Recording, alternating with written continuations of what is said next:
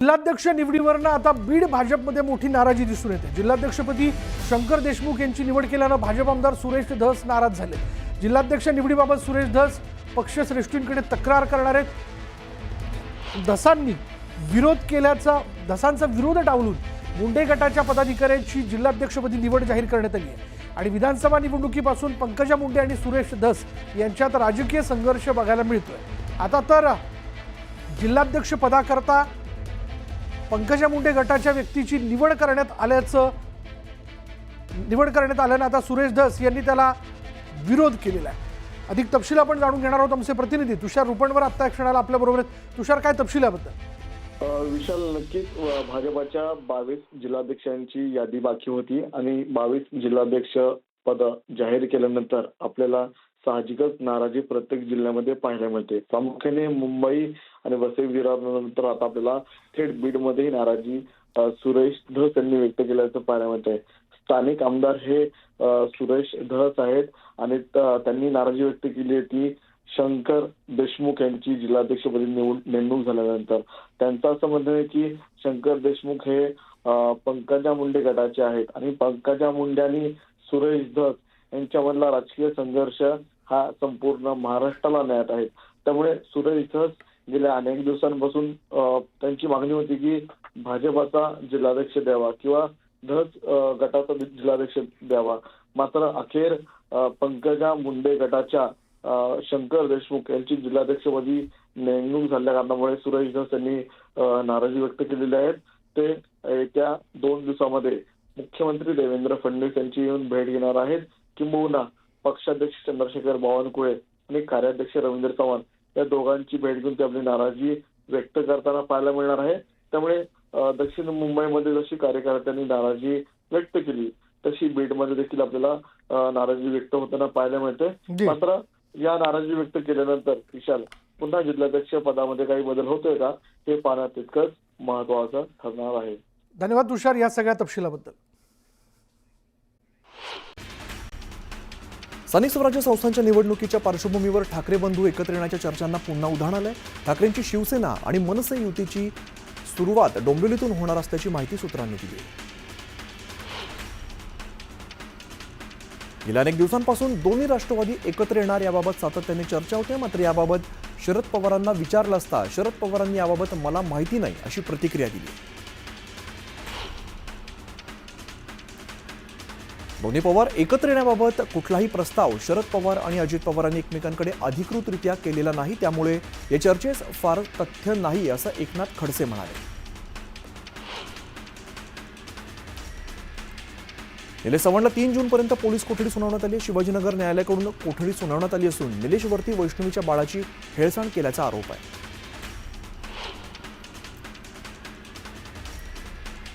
राजकारण बाजूला ठेवा, वैष्णवीला न्याय मिळणं महत्त्वाचं आहे। वैष्णवीला न्याय मिळाला नाही तर पुढे अनेक वैष्णवी निर्माण होतील अशी प्रतिक्रिया दीपाली सय्यद यांनी दिली।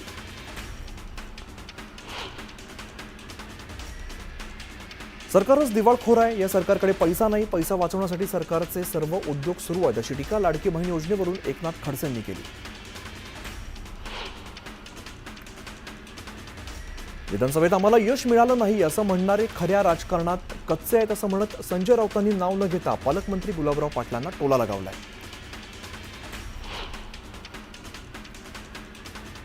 पाटण तालुक्यातील राष्ट्रीय काँग्रेसचे नेते काँग्रेसचे प्रांतिक प्रतिनिधी हिंदूराव पाटील भाजपामध्ये प्रवेश करणार आहेत। हिंदूराव पाटील यांनी मुंबईत भाजप कार्याध्यक्ष रवींद्र चव्हाण यांची भेट घेतली।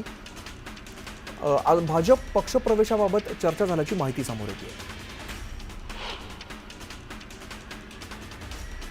सरकारने धनगर समाजाला दिलेला शब्द पाळावा अशी मागणी ओबीसी नेते लक्ष्मण हाकेंनी केली आहे, तर अजित पवार जातीवादी असल्याचा आरोप सुद्धा त्यांनी केला।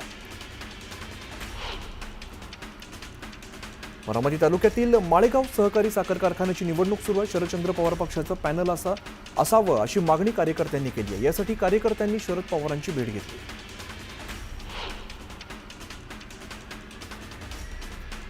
माळेगाव साखर कारखान्याच्या निवडणुकीत अर्ज माघारी घेण्याच्या प्रक्रियेत आजवर ब वर्ग संस्था मतदारसंघातील 13 उमेदवारांनी आपले अर्ज मागे घेतलेत। या प्रक्रियेत मात्र संस्था मतदारसंघातून उमेदवारी जाहीर केलेले उपमुख्यमंत्री अजित पवार यांचा अर्ज कायम राहणार असल्याचं राष्ट्रवादी काँग्रेस पक्षाच्या वतीने स्पष्ट करण्यात आलं आहे। गोकुळ दूध संघावर महायुतीचीच सत्ता असल्याचा दावा शौमिका महाडिक यांनी केलाय. तसंच त्यांनी सोशल मीडियावरती नावीद मुश्रीफ यांना शुभेच्छा देत सतेज पाटील यांच्यावरती निशाणा साधलाय. मी म्हणेल ते खरे असं मगरूर वृत्तीला ही अध्यक्ष निवड चपराक असल्याचं म्हणत त्यांनी सतेज पाटील यांच्यावरती टीका केली. एखाद्या पदावरती गेल्यानंतर बोलताना भान असावं. अलीकडच्या काळात मारा आणि झोडा याप्रमाणे वक्तव्य केली जात आहेत. कृषी मंत्र्यांनी शेतकऱ्यांवर भाष्य करताना संवेदनशील राहून भाष्य करावं असं सदाभाऊ खोत म्हणाले.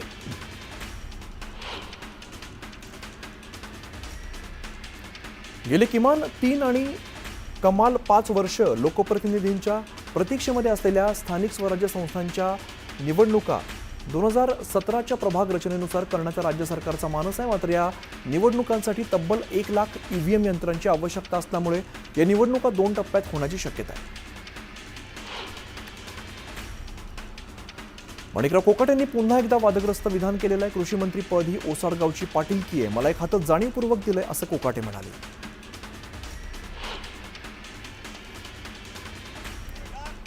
कृषी मंत्र्यांच्या वादग्रस्त विधानावरती युवा सेनेने संताप व्यक्त केलाय. अकलूजमध्ये प्रतिकात्मक आंदोलन करत निषेध नोंदवण्यात आला. आजकाल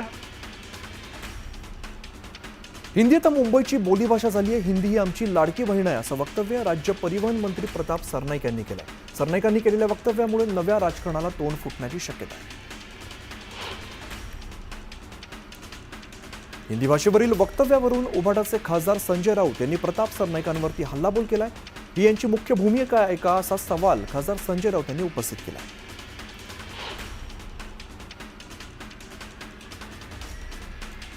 बहुचर्चित ठाणे एलिव्हेटेड रोड आणि टनल प्रोजेक्टला पुन्हा एकदा ब्रेक लागला. या प्रकल्पाचं कंत्राट रद्द करण्याचा आदेश सुप्रीम कोर्टानं दिलेला आहे. सार्वजनिक हिताचं कारण देत दोन्ही महत्वाकांक्षी प्रकल्पांच्या निविदा रद्द करण्याचा आदेश सुप्रीम कोर्टानं दिलेला आहे.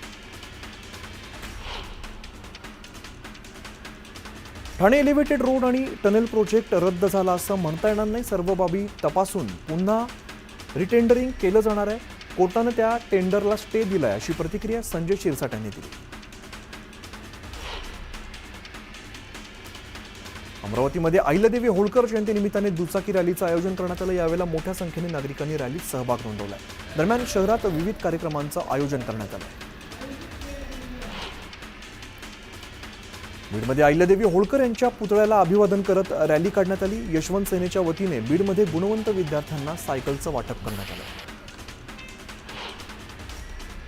बीडच्या आष्टी शहरात पुण्यश्लोक अहिल्यादेवी होळकर यांची जयंती मोठ्या उत्साहात साजरी करण्यात आली. आष्टीमध्ये भव्य पायी रॅली काढण्यात आली. पंढरपूर तालुक्यातील टाकळी ते अनवली बायपास रस्त्यावरती खड्डे पडलेत. खड्ड्यांमुळे अपघातांचं प्रमाण वाढल्यामुळे रस्त्यांवरती वृक्षारोपण करण्यात आलं. प्रशासनाने दखल न घेतल्यास तीव्र आंदोलन करण्याचा इशाराही दिलाय. गेल्या 10 वर्षापासून रेन हार्वेस्टिंग चेंबर बंद पडल्यामुळे पंढरपुरातील शिवाजी चौक ते चौफाळा या मुख्य व्यापारी परिसरात साचलेलं पाणी व्यापाऱ्यांसाठी डोकेदुखी ठरतंय. तर या असुविधेबाबत वारंवार तक्रार करून सुद्धा नगरपालिका प्रशासनाने दुर्लक्ष केल्यामुळे संतप्त व्यापाऱ्यांनी आंदोलन केलं.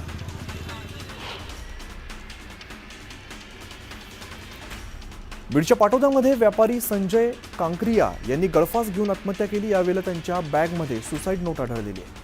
व्याजाने दिलेल्या पैशांच्या वसुलीसाठी दोघांकडून अपहरण करत चटके देण्याची धमकी दिल्यामुळे आत्महत्या केल्याची माहिती समोर आली आहे. वडगाव एसटी आगारमध्ये 5 नवीन बस दाखल झालेल्या आहेत. मंत्री भरत गोगावले यांच्या हस्ते या बसेसचं लोकार्पण करण्यात आलेलं आहे. श्रीफळ वाढवून शुभारंभ केल्यानंतर गोगावलेंनी नवीन बसमधून कार्यकर्त्यांसोबत एक फेरी मारली. धाराशिवच्या कळंब शहरातील महावितरण कार्यालयात महिलांनी ठिय्या आंदोलन केलंय.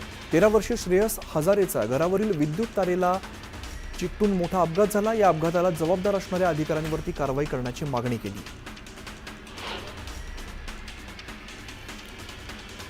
सिंधुदुर्ग विमानतळावरून 11 जूनपासून हैदराबाद आणि बेंगलोर विमानसेवा सुरू होणार आहे. कंपनीतर्फे विमानसेवेची बुकिंग सुविधा आता उपलब्ध करून देण्यात आली आहे. तर आठवड्यातून 4 दिवस ही सेवा असणार आहे. महाराष्ट्र मध्य प्रदेश राज्याच्या सीमावर्ती भागातील खेतियामध्ये ईदच्या आधीच बकरी खरेदीसाठी मोठी गर्दी झालेली आहे. विविध राज्यातून नागरिकांनी गर्दी केली. नंदुरबारमध्ये रब्बी भरड धान्य खरेदी केंद्राचं उद्घाटन करण्यात आलेलं आहे। भरड धान्य खरेदी केंद्रात आतापर्यंत 114 शेतकऱ्यांनी नोंदणी केली आहे। पाणी संघर्ष समितीने कडेगाव पोलीस स्टेशनवरती भव्य मोर्चा काढला। टेंबू योजनेची कोणतीच कामं दिलेल्या तारखा उलटून गेल्या तरी केली नसल्यामुळे शेतकरी संतप्त झाले। वसंत गडकर यांचा देहूतील संत तुकाराम महाराज संस्थानने तीव्र शब्दामध्ये निषेध नोंदवलाय। संत तुकाराम महाराज यांच्या वैकुंठ गमनावरती त्यांनी आक्षेपार्ह विधान केलं होतं। दरम्यान त्यांच्या कठोर कारवाई करण्यासाठी मागणी आता केली जाते। अकोल्यातील 2800 जन्म दाखले रद्द करण्याचा आदेश जिल्हा प्रशासनाकडून देण्यात आलेला आहे। या आदेशाविरोधात एमआयएम रस्त्यावरती उतरलेली आहे, तर अकोला जिल्हाधिकारी कार्यालयासमोर एमआयएम कडून ठिय्या आंदोलन करण्यात आलं। अहिल्यानगरच्या कोल्हार गावातील निबे वस्तीत पिंजऱ्यातील बिबट्या पसार झालाय। पिंजऱ्याच्या दुरावस्था झाल्यामुळे बिबट्या पसार झालेला आहे, तर शासनाने चांगल्या दर्जाचे पिंजरे तयार करण्याची मागणी नागरिक करत आहेत। जगद्गुरू संत तुकाराम महाराजांच्या 340व्या आषाढी पायवारी पालखीचा प्रस्थान सोहळा अवघ्या काही दिवसांवरती येऊन ठेपलाय। त्या अनुषंगाने देहू देवस्थानाच्या वतीने तयारी सुरू केलेली आहे, तर संत तुकोबांच्या पालखीला चांदीचा मुलामा देण्याची लगबग सुरू झाली आहे। सांगलीमध्ये जागतिक बँकेने 600 कोटींचा आराखडा तयार केलेला आहे। यातून नाले गटर्स हे बांधले जाणार आहेत, मात्र आराखडा चुकीचा असल्याचं वक्तव्य खासदार विशाल पाटील यांनी केलंय। त्यामुळे महापूर नियंत्रणात कसा येणार असा सवाल सुद्धा त्यांनी उपस्थित केला आहे। सार्वजनिक बांधकाम मंत्री शिवेंद्रराजे भोसले यांचं अधिकृत फेसबुक पेज हॅक करण्यात आलेला आहे। याबाबत सातारा पोलिसांच्या सायबर सेलमध्ये तक्रार नोंदवण्यात आलेली आहे। पेजवरती आक्षेपार्ह पोस्ट अथवा मजकूर पडल्यास त्याकडे लक्ष न देण्याचं आवाहन करण्यात आलं आहे। चंद्रपुरात गरीब आणि गरजू विद्यार्थ्यांना एमपीएससी, सैन्य, पोलीस यांसारख्या परीक्षांसाठी मोफत प्रशिक्षण देण्याकरता अम्मा की पढाई हा अभिनव उपक्रम राबवण्यात येणार आहे। चाचणी परीक्षेचा निकाल नुकताच जाहीर झाला असून 3000 पैकी 300 विद्यार्थ्यांची अंतिम निवड करण्यात आली। तुळजाभवानी देवीच्या पवित्र मंदिरातील गोमुख आणि कल्लोळ तीर्थकुंडातील नैसर्गिक झऱ्यांमध्ये पाण्याचा प्रवाह वाढल्यामुळे या पवित्र कुंडाचे झरे आता खळखळून वाहत आहेत। मे महिन्यामध्ये उन्हाळ्यात सुद्धा हे झरे भरभरून वाहत असल्यामुळे भाविकांमध्ये आनंदाचं वातावरण आहे। चंद्रपूर जिल्ह्यात मानव आणि वन्यजीव संघर्षात गेल्या 5 महिन्यात 22 जणांचे बळी गेलेत। अशा घटना रोखण्यासाठी आवश्यक ती पावलं उचलण्यासाठी माजी पालकमंत्री सुधीर मुनगंटीवार यांनी उच्चस्तरीय बैठक घेतली।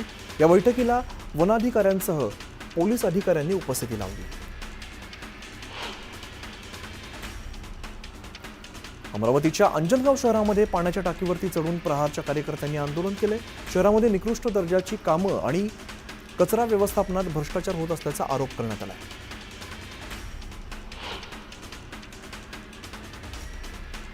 पन्नगेश्वर खासगी साखर कारखान्याच्या 390 कर्मचाऱ्यांवरती उपासमारीची वेळ आली आहे। गेल्या 2 वर्षांपासून वेतन मिळालं नसल्याची तक्रार कर्मचाऱ्यांनी केली आहे। थकीत वेतन तातडीने देण्याच्या मागणीसाठी कर्मचाऱ्यांनी आंदोलन केलं।